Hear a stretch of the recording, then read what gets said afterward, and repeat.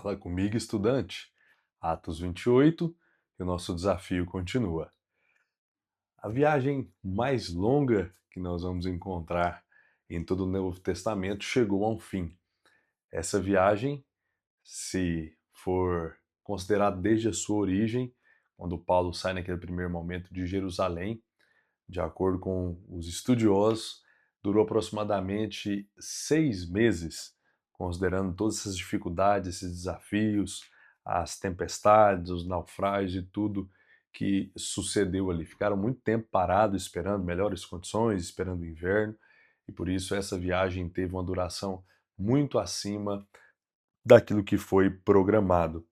Nós vemos ele chegando no capítulo 28 a uma ilha chamada Malta, e ali vários milagres aconteceram. O primeiro deles foi todas essas pessoas escaparem com vida. Isso já foi, sem dúvida, um grande milagre.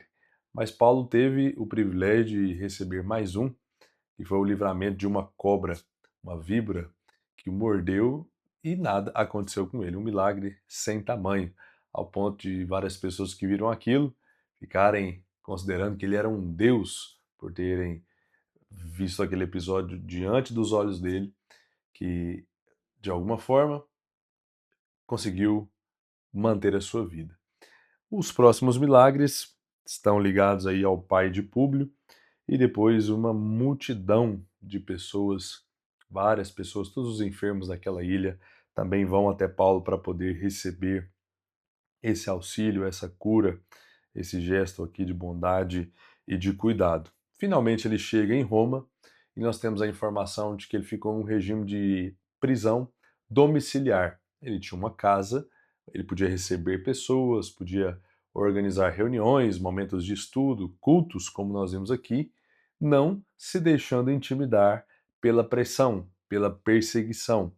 Ele podia ter ficado de boca fechada em silêncio para não piorar, ou por pensar talvez que pioraria a sua situação, mas ele não faz isso. Ele continua de pé, ele continua fazendo aquilo que estava ao alcance, por mais que ele tinha agora uma limitação. Ele não podia ir até as pessoas precisavam ir até ele, mas ele não deixa esse cenário de perseguição pará-lo. Pelo contrário, nós vimos ele fazendo por 2 anos, 2 longos anos, esse trabalho aqui com excelência e falando a todos que ele teve a oportunidade.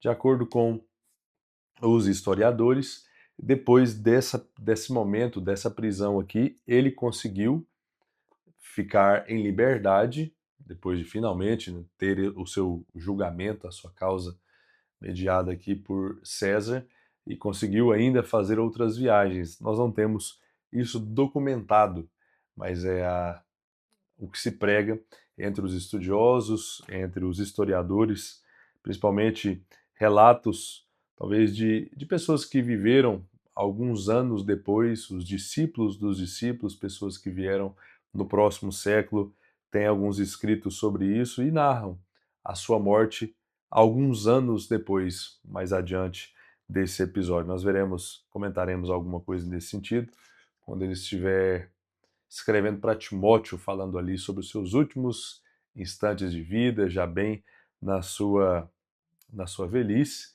e não tendo mais agora essa liberdade que ele desfrutava.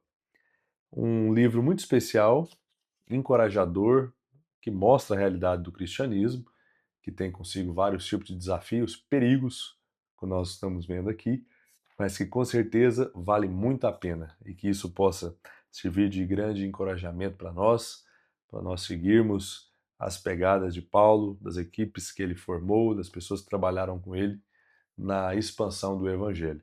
Que Deus nos ajude na continuidade do nosso desafio.